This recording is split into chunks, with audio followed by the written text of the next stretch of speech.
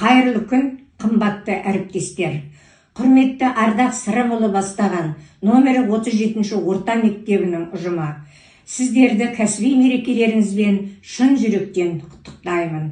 Жанарларыңыз әрдайым нұр шашып, жүздеріңіз күндей күлімдеп жүрсін. Сіздерге зор денсаулық, ұзақ ғұмыр тілеймін. Шәкірттеріңіз биік шыңдардан көрініп, еңбектеріңіз ақтала берсін. Сондай-ақ отбасыларыңызда әрдайым бейбітшілік, келісім, қуаныш, жылылық болсын. Естеріңізде болсын, сізсіз бұл әлем әрдайым нашар көрінеді.